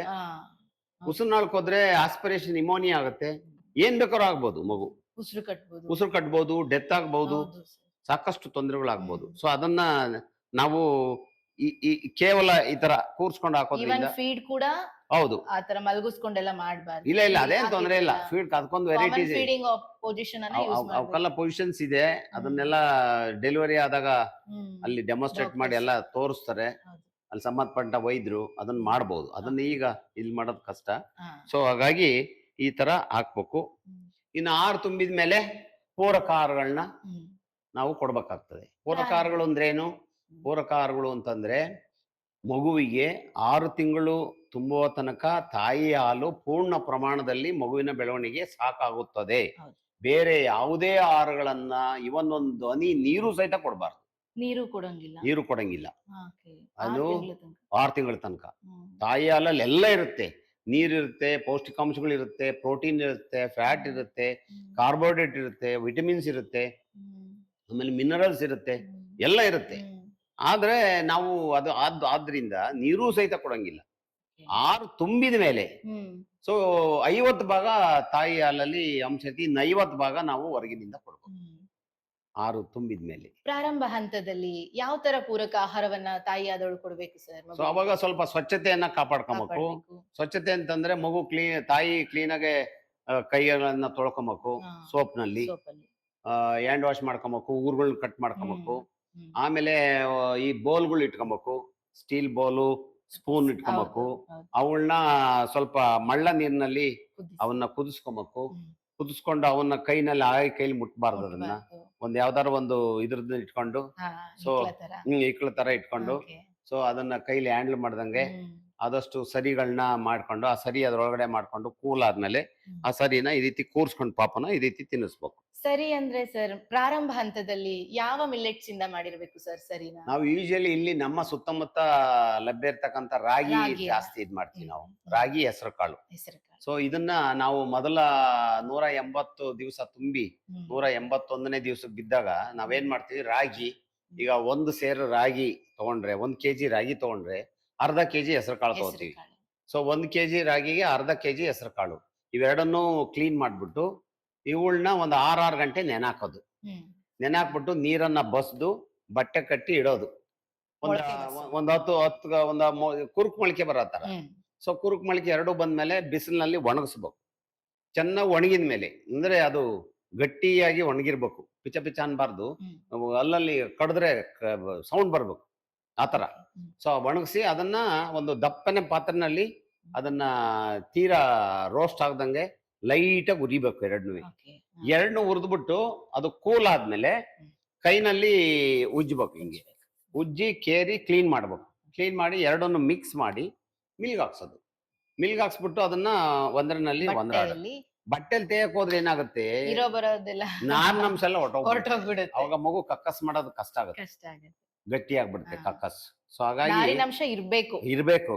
ಒಂದ್ರೆ ಬರುತ್ತಲ್ಲ, ಜರಡಿ. ಜರಡಿ. ಆ ಹ್ಮ್. ಜರಡಿನಲ್ಲಿ ಜರಡಿ ಆಡ್ಬಿಟ್ಟು ಅದನ್ನ ಥ್ರೆಡ್ ಇರೋ ಇದ್ರಲ್ಲಿ ಗಾಳಿ ಶೇಖರಣೆ ಮಾಡ್ಕೊಬೇಕು. ಆಡ್ದಂಗೆ ಗಾಳಿ ಆಡ್ದಂಗೆ ಶೇಖರಣೆ ಶೇಖರಣೆ ಮಾಡ್ಕೊಬೇಕು. ಮಾಡ್ಬೇಕು. ಯಾಕೆ ಮೊಳಕೆ ಯಾಕೆ ಬರ್ಸ್ಬೇಕು? ಹ್ಮ್. ನಾವು ಮೊಳಕೆ ಬರ್ಸೇ ಮಾಡ್ಬೇಕಲ್ಲ. ಯಾಕೆ ಮೊಳಕೆ ಬರ್ಸ್ಬೇಕು? ತಂಪಾಗಿರ್ಲಿ ದೇಹ. ನೀವ್ ಹೇಳೋದು ನಿಮ್ಮ ಭಾಷೆನಲ್ಲಿ.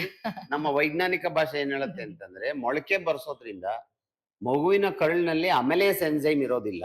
ಓಕೆ. ಸೊ ಅಮೆಲೇಸ್ ಎನ್ಸೈಮು ಮೊಳಕೆ ಬಂದಂತ ಕಾಳುಗಳಲ್ಲಿ ಸೃಷ್ಟಿ ಆಗುತ್ತೆ. ಸೊ ಹಾಗಾಗಿ ಮೊಳಕೆ ಬರುತ್ತೆ, ಜೀರ್ಣಕ್ರಿಯೆಗೆ ಅದು ಸಹಾಯ ಸಹಾಯ ಮಾಡುತ್ತೆ ಆಗುತ್ತೆ. ಅಂತ. ಸಾಕಷ್ಟು ಪೌಷ್ಟಿಕಾಂಶಗಳಲ್ಲೂ ಹೀರ್ಕೊಳಕ್ಕೆ ಅವಕಾಶ ಆಗುತ್ತೆ. ಅವಕಾಶವನ್ನು ಇದು ಒಂದು. ಓಕೆ. ಆಮೇಲೆ ಎರಡನೇದು ಉರಿಬೇಕು. ಹ್ಮ್. ಏನಕ್ಕೆ ಉರಿಬೇಕು ಅದನ್ನ? ವೈಜ್ಞಾನಿಕ ಸಂದೇಶ ಏನು ಅದು ತಿನ್ನೋದಕ್ಕೆ ನಾವ್ ಅನ್ಕೋತೀವಿ ರುಚಿಯಾಗಿರತ್ತೆ ಅಂತ. ಅಂತ ಒಂದು. ಆಮೇಲೆ ಪಚನ ಕ್ರಿಯೆ ಈಸಿ ಆಗುತ್ತೆ ಅಂತ ನೀವ್ ಹೇಳ್ತೀವಿ. ಹೌದು. ನಮ್ಮಲ್ಲಿ ಉರಿಯೋ ಉದ್ದೇಶ ಏನು ಅಂತಂದ್ರೆ, ಅದರಲ್ಲಿ ಕೆಲವೊಂದು ಕೆಮಿಕಲ್ಸ್ ಇರ್ತದೆ, ಫೈಟೆಡ್ ಕೆಮಿಕಲ್ಸ್ ಅಂತ. ಓಕೆ. ಸೊ ಅವುಗಳನ್ನ ಉರಿಯೋದ್ರಿಂದ ಅವು ನಾಶ ಆಗುತ್ತೆ. ನಾಶ ಆಗತ್ತೆ. ಸೊ ಅವು ನಾಶ ಆಗಿ ಅವುಗಳು ಅವಾಗ ಅದು ಅದರಿಂದ ಪಾರಾಗುತ್ತೆ. ಅದು ಹ್ಮ್. ಅದು ನಮ್ಮ ಈ ಕಬ್ಬಿಣಾಂಶ ಅಬ್ಸಾರ್ಪ್ಷನ್ ಆಗಕ್ಕೆ ಕರಳಿನಲ್ಲಿ ಈಸಿ ಆಗುತ್ತೆ. ಆಮೇಲೆ ಪಚನ ಕ್ರಿಯೆಗೂ ಈಸಿ ಆಗುತ್ತೆ. Easy. ಸೊ ಅದನ್ನು ಉರಿಯೋದ್ರಿಂದ. ಹ್ಮ್. ಸರಿ, ಥ್ರೆಡ್ ಇರೋ ಡಬ್ಬದಲ್ಲಿ ಶೇಖರಣೆ ಮಾಡ್ಬೇಕು, ಗಾಳಿ ಆಡ್ದಂಗೆ. ಯಾಕೆ? ಅದೇ ಫಂಗಸ್ ಆಗತ್ತೆ, ಅದು ಬ್ಯಾಕ್ಟೀರಿಯಾಸ್ ಎಲ್ಲ ಉತ್ಪತ್ತಿ ಆಗತ್ತೆ ಅನ್ನೋ ಕಾರಣಕ್ಕೆ. ಅದು ಒಂದು. ನಮ್ಮ ವೈಜ್ಞಾನಿಕ ಇದೇನು ಅಂದ್ರೆ, ಅಮಲೇಸ್ ಎನ್ಸೈಮ್ ಸೃಷ್ಟಿಯಾಗಿರುತ್ತಲ್ಲ ಅದರಲ್ಲಿ, ಓಕೆ. ಅದು ಆವಿಯಾಗಿ ಹೋಗ್ಬಿಡುತ್ತೆ. ಓಕೆ. ಎಕ್ಸ್ಪ್ಲೋ ಅದು ಆಚೆ ಹೋಗ್ಬಿಡುತ್ತೆ ಅಂತ ಅಮಲೇಸ್ ಎನ್ಸೈಮ್ tight ಮಾಡಿ. ಅಮಲೇಸ್ ಎನ್ಸೈಮ್ ಸಿಗಲ್ಲ ಮಗುಗೆ. ಓ. ಸೊ ಹಾಗಾಗಿ ಅದನ್ನ ಥ್ರೆಡ್ ಇರೋ ಡಬ್ಬದಲ್ಲಿ Tight ಆಗಿ ಶೇಖರಣೆ ಇರ್ಬೇಕು. ಮಾಡ್ಕೊಬೇಕು. ಸೊ ಅದನ್ನ ಈಗ ಸರಿ ಮಾಡ್ಬೇಕು. ಸರಿ ಮಾಡೋದು ಹೆಂಗೆ? ಸರಿ ಮಾಡೋದು ಒಂದು ದಪ್ಪನೆ ಪಾತ್ರೆಯಲ್ಲಿ ಮಾಡ್ಬೇಕು. ಹ್ಮ್. ಸೊ ಮಡಿಕೆನಲ್ಲಿ ಮಾಡಿದ್ರೆ ಇನ್ನೂ ಇನ್ನ ಅದ್ಭುತ. ಒಳ್ಳೇದು. ಮಡಿಕೆ ದಪ್ಪನೆದು ಈ ಪ್ಲೇಟ್ ತರ ಇರ್ತಾವಲ್ಲ, ಹೌದು sir. ಇವಾಗ ಬರುತ್ತೆ ಒಂದು ಗ್ಯಾಸ್ ಚಿಕ್ಕ ಮೇಲೆ. ಗ್ಯಾಸ್ ಮೇಲೆ ಅದು ಸಿಮ್ಮಲ್ಲಿ ಇಟ್ಕೊಂಡ್ಬಿಟ್ಟು ಹಾ. ಸ್ಲೋ ಇದರಲ್ಲಿ ಅದನ್ನ ಮಾಡ್ಬೋದು. ಹ್ಮ್. ಸೊ ಈಗೇನು ಅಂತಂದ್ರೆ, ಲೇಟೆಸ್ಟ್ ಆಗಿ ನಮಗೆ ನಾವು ನಾವು ಕಲ್ಪತರ ನಾಡು, ಕಲ್ಪತರ ನಾಡು. ಕಲ್ಪವೃಕ್ಷ ಇದೆಯಲ್ಲ. ಹೌದು. ಸೊ ಹಾಗಾಗಿ ತೆಂಗಿನ ಮರ. ಸೊ ದೈವಾನುಗ್ರಹದಿಂದ ಇಡೀ ದೇಶಕ್ಕೆ ಹೇಳ್ತಿದ್ದಾನೆ, ತೆಂಗಿನಕಾಯಿ ಹಾಲು ಹಾಕಿ ಅಂತ ಪೂರಕ. ಕಾಯಿ ಎಣ್ಣೆ ತರ. ತೆಂಗಿನಕಾಯಿ ಎಣ್ಣೆ ಅಲ್ಲ, ತೆಂಗಿನಕಾಯಿ ಹಾಲು.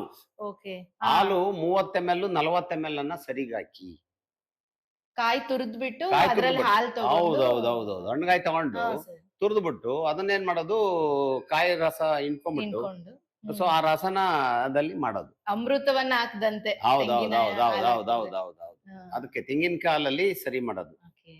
ನನ್ಗೂ ಅದಕ್ಕೆ ಸಜೆಸ್ಟ್ ಮಾಡಿದ್ರಿ ಹಾ ಇದನ್ನ. ಅದಕ್ಕೆ ಇನ್ನೇನೇನ್ ಹಾಕ್ಬೇಕು, ಅದಕ್ಕೆ ಸಪ್ಪೆ ತುಪ್ಪ ಹಾಕೋದು. ಹಾ, ಉಪ್ಪು ಸಕ್ಕರೆ ಬೆಲ್ಲ ಒಂದ್ ವರ್ಷದ ತನಕ ಬಳಸಂಗಿಲ್ಲ. ಬೇಡ. ಉಪ್ಪು ಸಕ್ಕರೆ ಬೆಲ್ಲ ಒಂದ್ ವರ್ಷದ ತನಕ ಬಳಸಂಗಿಲ್ಲ. ಸೊ ಅದಕ್ಕೆ ಸಪ್ಪೆ ತುಪ್ಪ ಹಾಕ್ಬೇಕು. ಯಾವ್ದಾರ ಆಯ್ತು, ಹೇಳ್ದಲ್ಲ ಹಾ, ನಾನು, ಎಮ್ಮೆ ಎಲ್ಲದ್ರಲ್ಲೂ ತುಪ್ಪ ಅದ್ಭುತ. ಅದ್ಭುತ. ಎಮ್ಮೆ ತುಪ್ಪ ಅಥವಾ ಹಸುವಿನ ತುಪ್ಪ, ಹ್ಮ್. ಎಮ್ಮೆ ತುಪ್ಪ ಸಿಕ್ಕಿದ್ರೆ ಇನ್ನೂ ಅದ್ಭುತ, ಏನು ತೊಂದರೆ ಇಲ್ಲ. ಸೊ ಹಾಗಾಗಿ ಅದನ್ನ ಹಾಕ್ಬೇಕು. ಅದಾದ್ಮೇಲೆ ಇನ್ನೇನ್ ಹಾಕ್ಬೋದು ಸರಿಗೆ? ಡ್ರೈ ಫ್ರೂಟ್ಸ್ ಬೇಕಾದ್ರೆ ನಾವು ಇಲ್ಲ, ಡ್ರೈ ಫ್ರೂಟ್ಸ್ ಸ್ವಲ್ಪ ಏನಕ್ಕೆ ನಾನು ರೆಕಮೆಂಡ್ ಮಾಡಲ್ಲ ಅಂತಂದ್ರೆ, ಸ್ವಲ್ಪ ಅದಕ್ಕೆ ಸ್ವಲ್ಪ ಕೆಮಿಕಲ್ಸ್ ಎಲ್ಲ ಹಾಕಿರ್ತಾರೆ, ಅದು ಹಾಳಾಗ್ಬಾರ್ದು ಅಂತ ಹೇಳಿ. ಒಂದ್ ವರ್ಷ ಆದ್ಮೇಲೆ ಬೇಕಾದ್ರೆ ಸ್ವಲ್ಪ ಆಮೇಲೆ ಆ ಬಳಕೆ ಮಗು ಮಾಡ್ಬೋದು. ತಿನ್ನಕ್ ಒಂದ್ 2 ವರ್ಷ ಆದ್ಮೇಲೆ ತಿನ್ನುತ್ತಲ್ಲ, ಅವಾಗ ಹಾ. ಅದ್ರ ಪಡ್ಗ ತಿನ್ಕೊಂತದೆ, ಏನ್ ತೊಂದ್ರೆ ಇಲ್ಲ. ಹ್ಮ್. ಬಟ್ ಇನ್ನೊಂದು ನುಗ್ಗೆ ಸೊಪ್ಪಿನ ಪುಡಿ, ಹೌದು, ಕರಿಬೇವಿನ ಸೊಪ್ಪಿನ ಪುಡಿ, correct sir. ಅದನ್ನ ನಾವು ಎಲೆಗಳನ್ನ ತಗೊಂಬಂದ್ಬಿಟ್ಟು ಅದನ್ನ ನೆರಳಲ್ಲಿ ಒಣಗಿಸಿ, ಒಣಗ್ಸಿ. ಆಮೇಲೆ ಬಿಸಿಲಿನಲ್ಲಿ ಒಣಗಿಸ್ಬಿಟ್ಟು ಫಸ್ಟ್ ನೀರಲ್ಲಿ ತೊಳೆಯಬೇಕು, ಧೂಳೆಲ್ಲ ಹೋದಂಗೆ. ತೊಳೆದ್ಬಿಟ್ಟು ಅದನ್ನ ಎಲೆಗಳನ್ನೆಲ್ಲ ಶೇಖರಣೆ ಮಾಡ್ಕೊಂಡು ಅದನ್ನೇ ಸಪ್ರೇಟ್ ಆಗಿ ಸ್ವಲ್ಪ ಬೆಚ್ಚಗೆ ಮಾಡಿ ಅದನ್ನ ಚೆನ್ನಾಗಿ ಒಣಗಿದ ಮೇಲೆ ಅದನ್ನು ಮಿಕ್ಸಿಲಿ ಗ್ರೈಂಡ್ ಮಾಡ್ಕೊಂಡು ಒಂದ್ರಲ್ಲಿ ಒಂದಾಡ್ಬೇಕು, ಕಡ್ಡಿಗಳು ಇರಬಾರ್ದು. ಹೌದು. ಸೊ ಒಂದ್ರಲ್ಲಿ ಒಂದಾಡ್ಬಿಟ್ಟು ಜಲ್ಡಿನಲ್ಲಿ ಸಾಫ್ಟ್ ಪುಡಿ ತರ ಸಾಫ್ಟ್ ಪುಡಿ ತರ ಮಾಡ್ಕೊಂಡು ಅದನ್ನು ಒಂದ್ 2 ಗ್ರಾಮ್ ಹಾಕ್ಬೋದು ಹೌದು. ಸರಿಗೆ, ಮಗುಗೆ ಒಂದ 7 ಬಿದ್ದಾಗ. ಸೊ ಅದನ್ನ ಡೈಲಿ ಹಾಕ್ಬೋದು. ಫಸ್ಟ್ ನುಗ್ಗೆ ಸೊಪ್ಪಿನ ಪುಡಿ ಯಾವ್ದಾರು ಒಂದ್ ಹಾಕೋದು, ಆಮೇಲೆ ಕರಿಬೇವಿನ ಸೊಪ್ಪಿನ ಪುಡಿ ಹಾಕೋದು. ಯಾವ್ದನ್ನೇ ಇಂಟ್ರೊಡ್ಯೂಸ್ ಮಾಡ್ಬೇಕಾದ್ರೂ ನಾವೇನ್ ಮಾಡ್ಬೇಕು, ಕೆಲವು ಮಕ್ಕಳಿಗೆ ಹಿಡಿಯಲ್ಲ ಕೆಲವು ಆಹಾರಗಳು, ಒಂದೊಂದೊಂದನ್ನೇ ಪರೀಕ್ಷೆ ಮಾಡ್ಬೇಕು, ಎಲ್ಲಾನು ಮಿಕ್ಸ್ ಮಾಡಿ ಒಂದೇ ಸಾರಿ ಮಾಡಕ್ ಹೋಗ್ಬಾರ್ದು. ಸೊ ಒಂದೊಂದೊಂದನ್ನ ಇಂಟ್ರೊಡ್ಯೂಸ್ ಮಾಡೋದು, ಒಂದ್ 5 ದಿವಸ ಒಂದ್ ಮಾಡೋದು, ಇನ್ನೊಂದ್ 5 ದಿವಸ ಇನ್ನೊಂದ್ ಮಾಡೋದು, ಆಮೇಲೆ ಎಲ್ಲಾನು ಸ್ಟಾರ್ಟ್ ಮಾಡ್ಕೊಂತ ಹೋಗೋದು. ಆತರ ಅದು ಹಿಡಿಯುತ್ತಿಲ್ಲ ಅಂತ ನೋಡ್ಕೊಬೇಕು. ಮಗುಗೆ ಏನಾದ್ರು ರಿಯಾಕ್ಷನ್ ಆಗುತ್ತಾ, ಕೆಲವೊಮ್ಮೆ ಆಹಾರಗಳು ಅಲರ್ಜಿ ಆಗ್ತವೆ. 7ನೇ ತಿಂಗಳಿಂದ ಮಗುಗಳಿಗೆ ನಾವು ಅಂದ್ರೆ ಮಕ್ಕಳಿಗೆ ಹಣ್ಣುಗಳನ್ನ ಕೊಡ್ಬೋದು ಅಂದ್ರೆ ಯಾವ ಹಣ್ಣುಗಳನ್ನ ನಾವು ಪ್ರಿಫರ್ ಮಾಡ್ಬೋದು ಸರ್? ನೋಡಿ, ಹಣ್ಣುಗಳಲ್ಲಿ ನಮ್ಮಲ್ಲೇ ಸುತ್ತಮುತ್ತ ಲಭ್ಯ ಇರ್ತಕ್ಕಂಥ ಹಣ್ಣುಗಳನ್ನೇ ನಾವು ಚಾಯ್ಸ್ ಮಾಡ್ಕೋಬೇಕು. ಎಲ್ಲೋ ಇರೋದನ್ನ ನಾವು ಎಲ್ಲೆಲ್ಲೋ ಕಾಶ್ಮೀರದಲ್ಲಿ ಬೆಳೆದ ಆಪಲ್ ಕೊಡ್ತೀನಿ, ಅದು ಕೊಡ್ತೀನಿ, ಇದು ಕೊಡ್ತೀನಿ ಅಂತ ಹೋಗ್ಬಾರ್ದು. ಯಾವ ಹಣ್ಣು ತುಂಬಾ ಪೇಸ್ಟ್ ತರ ಇರುತ್ತಲ್ಲ, ಗಂಟ್ಲಲ್ಲಿ ಸಿಗಾಕೊಂಬಾರ್ದು ಮಗುವಿಗೆ, ಆ ತರ ಹಣ್ಣುಗಳು ನಮ್ಮಲ್ಲೇ ಇರ್ತವೆ ಬೇಕಾದಷ್ಟು. ಪರಂಗಿ ಹಣ್ಣಿದೆ, ಆಮೇಲೆ ಬಾಳೆಹಣ್ಣಿದೆ, ಬಿಳೆಪುಟ್ಟ ಇರ್ಬೋದು ಅಥವಾ ಇನ್ನೊಂದು ಇದಿರ್ಬೋದು, ಯಾವ್ದಾರು ಚುಕ್ಕಿ ಬಾಳೆಹಣ್ಣು. ಅದನ್ನ ತಗೊಂಡು ಚೆನ್ನಾಗಿ ಹಣ್ಣಾಗಿರೋದನ್ನ ತಗೊಂಡು ಅದನ್ನ ಸ್ಕ್ರೇಪ್ ಮಾಡಿ ಸ್ಪೂನಲ್ಲಿ ತಿನ್ನಿಸ್ಬೋದು ಕೂರ್ಸ್ಕೊಂಡು. ಆಮೇಲೆ ಬಾಳೆಹಣ್ಣು ತಿನ್ನಿಸ್ಬೋದು, ಆಮೇಲೆ ಸಪೋಟ ತಿನ್ನಿಸ್ಬೋದು, ಸಪೋಟ. ಆಮೇಲೆ ಬೆಣ್ಣೆ ಹಣ್ಣು ಅಂತ ಬರುತ್ತಲ್ಲ, ಬಟರ್ ಫ್ರೂಟ್, ಅದನ್ನ ತಿನ್ನಿಸ್ಬೋದು. ಇವ್ 4 ತಿನ್ನಿಸ್ಬೋದು, ಏನ್ ತೊಂದ್ರೆ. 7ನೇ ತಿಂಗಳಿಂದಾನೇ ತಿನ್ನಿಸ್ಬೋದು. ಆಪಲ್ ಇದೆಲ್ಲ ಯಾವಾಗಿಂದ ಕೊಡ್ಬೇಕು ಸರ್ ಕೊಡೋದಾದ್ರೆ? ಆಪಲ್ಲು ಏನಾಗುತ್ತೆ, ಸ್ವಲ್ಪ ಅದು ತರಿ ತರ ಇರ್ತದೆ, ಸ್ವಲ್ಪ ಗಂಟ್ಲಲ್ಲಿ ಸಿಗಾಕೋಣ ಅಂತ ಚಾನ್ಸಸ್ ಜಾಸ್ತಿ ಇರುತ್ತೆ. ಅದನ್ನ ಸ್ವಲ್ಪ ನೋಡಿ ಮಗು ತಿನ್ನಂಗ ಆಗತ್ತಲ್ಲ 1 ವರ್ಷ ತುಂಬಿದ್ಮೇಲೆ, ಅವಾಗ ರೂಢಿ ಮಾಡ್ಬೋದು. ಸರ್, ಈಗ ಮಗುವಿಗೆ ತಾಯಿಯ ಎದೆ ಹಾಲನ್ನ ಸುಮಾರು 2 ವರ್ಷ ತನಕ ನೀವು ಕೊಡ್ಲೇಬೇಕು ಅಂತ ಹೇಳ್ತಾರೆ. ಎಷ್ಟೋ ಹೆಣ್ಮಕ್ಳು ವರ್ಕಿಂಗ್ ವುಮೆನ್ಸ್ ಇರೋರು 6 ಮಂತ್ಸ್ಗೆಲ್ಲ ಮಗುನ ಬಿಟ್ಟು ಹೋಗ್ತಾ ಇರ್ತಾರೆ. ಫೀಡಿಂಗ್ ನ 6 and 1 yearಗೆನೆ ಅವರು ಸ್ಟಾಪ್ ಮಾಡ್ತಾರೆ. ಅವ್ರಿಗೆ ನಿಮ್ಮ ಸಲಹೆ ಏನು ಸರ್? ಈಗ ಅದು ಏನು, ಈಗ ನೀವು ಕೆಲಸ ಮಾಡ್ತಾ ಇದ್ದೀರಿ ಅಥವಾ ನಾನೇನೋ ದೊಡ್ಡ ಹುದ್ದೆಯಲ್ಲಿ ಇದ್ದೀನಿ ಅಂತ ಹೇಳ್ಬಿಟ್ಟು ಮಗುವಿನ ಬೆಳವಣಿಗೆ ಅದನ್ನ ನಾವು ಚೇಂಜ್ ಮಾಡಕ್ಕಾಗಲ್ಲ. ಮಗುಗೆ ಏನೇನು ತಲುಪಿಸ್ಬೇಕು ಅದನ್ನ ತಾಯಿ ಆದಂಥವ್ರು ತಲುಪಿಸ್ಲೇಬೇಕು. ಆಮೇಲೆ ಸಾಲದಕ್ಕೆ ಮಗು ನೆತ್ತಬಾಯಿ ಕೂಡೋದು 24 ತಿಂಗಳು ಕಂಪ್ಲೀಟ್ ಆಗೋ ತನಕ, ಅಲ್ಲಿ ತನಕನೂ ಇದು ಬಾಯಿ ಬಿಟ್ಕೊಂಡಿರುತ್ತೆ. ಏನಕ್ಕೆ ಬಾಯಿ ಬಿಟ್ಕೊಂಡಿರುತ್ತೆ ಅಂದ್ರೆ ಮಿದುಳು ಬೆಳವಣಿಗೆಗೋಸ್ಕರ ಬಾಯಿ ಬಿಟ್ಕೊಂಡಾಯ್ತು. ಸೊ ಆ ಮೆದುಳು ಬೆಳವಣಿಗೆಗೆ 2 ವರ್ಷ ತಾಯಿ ಹಾಲು ಕೊಡ್ಲೇಬೇಕು. ಯಾವುದೇ ಎಷ್ಟೇ ಕಷ್ಟ ಆದ್ರೂ ಕೊಡ್ಬೇಕು. ಯಾಕೆ ಅಂತಂದ್ರೆ ಈ ವಿಚಾರಕ್ಕೆ ನಾನೊಂದು ಉದಾಹರಣೆ, ನಾನೆಲ್ಲೋ ಓದಿದ ಜ್ಞಾಪಕ ನಮ್ಮ ಜರ್ನಲ್ನಲ್ಲಿ, ಅವರು ಹೆಸರೆಲ್ಲ ಮರ್ತ್ಕೊಂಡ್ಬಿಟ್ಟಿದ್ದೀನಿ. ಈಗ ನಮ್ಮ ಒಂದು ಸಮಾಜದಲ್ಲಿ, ನಮ್ಮ ಸೊಸೈಟಿನಲ್ಲಿ, ಭಾರತ ಒಂದು ಇದರಲ್ಲಿ ಈ ಕೆಲಸ ಮಾಡ್ತಕ್ಕಂಥ ಮಹಿಳೆಯರಲ್ಲಿ ಉನ್ನತ ಹುದ್ದೆ ಯಾವುದು? DC. ನೋಡಿ, ಅವ್ರು ಹೇಳಿದ್ರು DC ಅಂತ. DC ಇದೆಯಲ್ಲ, ಡಿಸ್ಟ್ರಿಕ್ಟ್ ಕಮಿಷನರ್ ಆದಂತ ಮಹಿಳೆ ಎಲ್ಲಿ ಮಹಾರಾಷ್ಟ್ರದಲ್ಲಿ ಒಂದು ಜಿಲ್ಲೆ, ಯಾವ್ದೋ ಒಂದು ಜಿಲ್ಲೆ, ನಾಗ್ಪುರ ಇರ್ಬೇಕು, ಸಮಥಿಂಗ್ ನಾಗ್ಪುರ್ ಅಂತ ನಾವು ಓದಿದ ಜ್ಞಾಪಕ ನನಗೆ. ಅವ್ರಿಗೆ 2 ಹೆಣ್ಣುಮಕ್ಳು. ಅವರು ಕಂಪಲ್ಸರಿ 2 ವರ್ಷ ಇಬ್ರಿಗೂ ಎದೆ ಹಾಲು ಕೊಟ್ಟಿದ್ದಾರೆ. ತನ್ನ ಕಾರ್ಯವನ್ನ ಮಾಡ್ಕೊಂಡು, ಏನು ಅವರ ಡ್ಯೂಟಿ ಮಾಡ್ಕೊಂಡು. ಅವ್ರು ಯಾಕೆ ಕೊಟ್ರು? ಅದು ತಾಯಿಯ ಹೃದಯ, ತಾಯಿ ತನ್ನ ಮಗುವಿಗೆ ಏನ್ ಕೊಡ್ಬೇಕು ಅನ್ನೋದು ಆಕೆಯಲ್ಲಿ ಇತ್ತು. ಅದು ಸೊ ಅದನ್ನ ಎಲ್ಲಾ ತಾಯಂದಿರು ಕೆಲಸದಲ್ಲಿ ಇರ್ತಕ್ಕಂಥವ್ರು ಮಗುವಿನ ದೃಷ್ಟಿಯನ್ನೇ ಮೊದಲಿಟ್ಕೊಂಡು ಮಗುವಿಗೆ ಎದೆ ಹಾಲು ಕುಡಿಸ್ತಕ್ಕಂಥ ಪೂರಕ ವಾತಾವರಣವನ್ನ ತನ್ನ ಕಾರ್ಯ ಮಾಡ್ತಕ್ಕಂಥ ಜಾಗದಲ್ಲಿ, ಕೆಲಸ ಮಾಡ್ತಕ್ಕಂಥ ಜಾಗದಲ್ಲಿ ಸೃಷ್ಟಿ ಮಾಡ್ಕೊಂಡು ಅಲ್ಲಿ ತಾಯಿ ಹಾಲಿಗೆ ಎದೆ ಹಾಲು ವಂಚಿತ ಆಗದಂಗೆ ತಾಯಿ ಹಾಲು ಕೊಡ್ಲೇಬೇಕು. ಅಂದ್ರೆ ಪ್ರತಿಯೊಬ್ಬ ತಾಯಿಯು ತನ್ನ ಮಗುವಿಗೆ ಏನೇ ಆಗಿರ್ಲಿ, ಎಂತ ಕಷ್ಟನೇ ಬಂದಿರ್ಲಿ, 2 ವರ್ಷ ತನಕ ಕಂಪಲ್ಸರಿ ಎದೆ ಹಾಲನ್ನ ಆಕೆ ಕೊಡ್ಲೇಬೇಕು. ಹೌದು, ಅದು ಖಂಡಿತ ತಾಯಿಗಿರ್ಬೇಕಾದಂತ ಸಬ್ಸ್ಟಿಟ್ಯೂಟ್ ಇಲ್ಲವೇ ಇಲ್ಲ. ಹೌದು ಸರ್. ಇವತ್ತಿನ ಯಂಗ್ ಡಾಕ್ಟರ್ಸ್ಗೆ ನೀವು ಕೊಡುವಂತ ಸಜೆಷನ್ಸ್ ಏನು ಸರ್?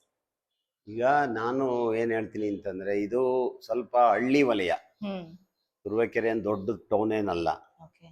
ಈಗ ನನ್ನ ಹತ್ರ ಒಂದು ಇನ್ವಿಟೇಷನ್ ಕೊಡಕ್ ಬಂದ್ರು, ಗಂಡ ಹೆಂಡತಿ ಇಬ್ರು ಡಾಕ್ಟ್ರು. ಒಬ್ರು ಅವ್ರ ಹೆಂಗಸರು ಆಯುರ್ವೇದಿಕ್ MD, ಅವರು ನಮ್ಮ ಅಲೋಪತಿ MD.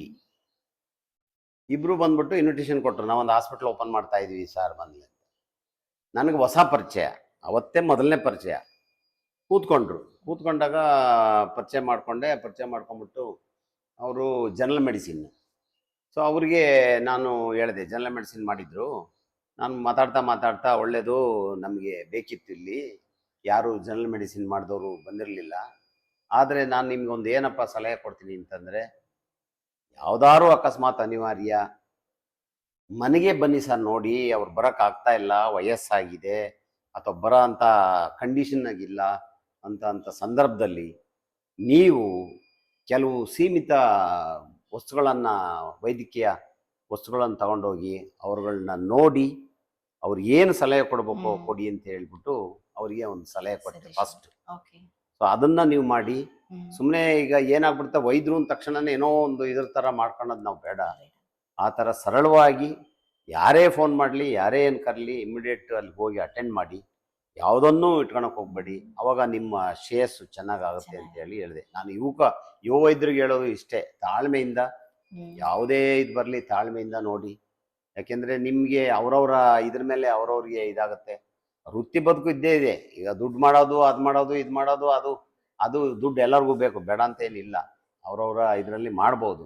ಆದರೆ ಇದ್ದಿದ್ರಲ್ಲಿ ಒಂದು ಕರುಣೆಯನ್ನು ಇಟ್ಕೊಂಡು, ಬಡಬಗ್ಗರನ್ನು ಸ್ವಲ್ಪ ನಾವು ಗಮನದಲ್ಲಿ ಇಟ್ಕೊಂಡು, ಯಾವುದೇ ಅವರಿಗೆ ಹರ್ಟ್ ಮಾಡ್ದಂಗೆ, ವಿಜ್ಞಾನನ ಹೇಳ್ಬೇಕಾದ್ರೆ ಬೇಕಾದ್ರೆ ಭಯಣ, ಸೊ ಇದನ್ನ ಹಂಗೆ ಮಾಡಿ ಹಿಂಗೆ ಮಾಡಿ ಅಂತ. ಆದರೆ ಸ್ವಲ್ಪ ಕರುಣೆ ಇಟ್ಕೊಂಡು ತಾಳ್ಮೆಯಿಂದ ನೋಡೋ ಒಂದು ವ್ಯವಧಾನ ನಿಮಗೆಲ್ಲ ಇರಲಿ ಅಂತೇಳಿ ಯುವ ವೈದ್ಯರುಗಳಿಗೆ ನನ್ನ ಸಲಹೆ. ಅಂದ್ರೆ ನೀವು ವೈದ್ಯಕೀಯ ವೃತ್ತಿಯನ್ನ ಆಯ್ಕೆ ಮಾಡ್ಕೊಂಡ ಪ್ರತಿಯೊಬ್ಬ ಯಂಗ್ಸ್ಟರ್ಸ್ಗೆ ಹೇಳೋದು ಅಂದ್ರೆ, ಸೇವೆ ಉದ್ದೇಶವನ್ನೇ ನೀವು ಮೊದ್ಲು ಇಟ್ಕೊಳ್ಬೇಕು, ಮಿಕ್ಕಿದೆಲ್ಲ ನಂತರ.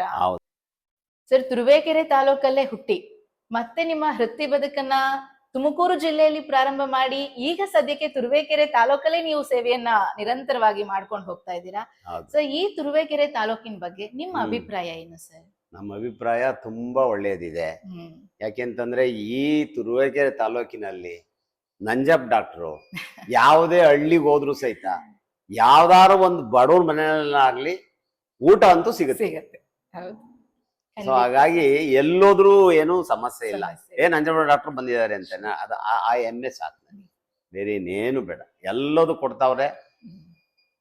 ಜನ ನಿರೀಕ್ಷೆ ಮೀರಿದಷ್ಟು ನಮಗೆ ಸಂತೋಷ ಇದೆ. ಸೊ ಹಾಗಾಗಿ ಇನ್ನ ಒಂದು ಸ್ವಲ್ಪ ಒಳ್ಳೆಯ ಆರೋಗ್ಯ ಕೊಟ್ರೆ ಇನ್ನೊಂದು ಅಷ್ಟು ದಿವಸ ಮಕ್ಕಳು ಸೇವೆ ಮಾಡ್ಕೊಂಡು ಹೋಗ್ಬೋದು ಅನ್ನೋದೇ ಅಷ್ಟೇ ನನ್ನ ಹತ್ರ. ಅಂದ್ರೆ ಅನ್ನದ ಋಣ ಅನ್ನೋದು ತುರುವೇಕೆರೆ ತಾಲೂಕಿಗೂ ನಿಮ್ಗೂ ಬೆಳ್ಕೊಂಡಿದೆ. ಅದು ಎಲ್ಲೋದ್ರೂ ನಮ್ಗೇನ್ ಸಿಕ್ಕಲ್ಲ ಅಂತ ಏನಿಲ್ಲ. ಹಾಗಾಗಿ ಇಲ್ಲಿ ಉಳ್ಕೊಂಡಿರೋದು ಕೂಡ ಅದೇ ಕಾರಣಕ್ಕೂ ಇರ್ಬೋದು. ತುರುವೇಕೆರೆ ಜನರ ಆತ್ಮೀಯತೆ, ಆ ಹೃದಯತೆ ನಿಮ್ಮನ್ನ ಕಾಪಾಡ್ತಾ ಇರ್ಬೋದಲ್ವಾ ಸರ್? ಇಲ್ಲಿ ತನಕ ನಿಮ್ಮ ಜೀವನದ ಅತ್ಯಮೂಲ್ಯ ಕ್ಷಣಗಳನ್ನ, ಅನುಭವಗಳನ್ನ ನಮ್ ಜೊತೆ ಹಂಚ್ಕೊಂಡಿದ್ದೀರಾ ಸರ್. ಜೊತೆಗೆ ನಿಮ್ಮ ಈ ವ್ಯಕ್ತಿತ್ವ ಇಂದಿನ ಪೀಳಿಗೆಯ ಎಲ್ಲ ವೈದ್ಯರಿಗೆ ಹಾಗೂ ಸರ್ವ ಜನರಿಗೂ ಕೂಡ ಮಾರ್ಗದರ್ಶನವನ್ನ ನೀಡುವಂಥದ್ದು. ನೀವ್ ಹೇಳ್ದಾಗೆ ಇನ್ನಷ್ಟು ವರ್ಷ ಭಗವಂತ ನಿಮ್ಗೆ ಆರೋಗ್ಯ, ಐಶ್ವರ್ಯ ಎಲ್ಲವನ್ನ ಕೊಟ್ಟು ಇಲ್ಲಿನ ಈ ತುರುವೇಕೆರೆ ಜನರ ಸೇವೆಯನ್ನ ಮಾಡೋದಕ್ಕೆ ನಿಮ್ಗೆ ಭಗವಂತ ಅವಕಾಶಗಳನ್ನ ಕಲ್ಪಿಸ್ಕೊಡ್ಲಿ ಅಂತ ನಮ್ಮ ಜೀವ ಕನ್ನಡ ಯೂಟ್ಯೂಬ್ ಚಾನೆಲ್ ಮುಖಾಂತರ ನಾವು ಕೇಳ್ಕೊತಾ ಇದ್ದೀವಿ ಸರ್. ನಮಸ್ಕಾರ, ಧನ್ಯವಾದಗಳು.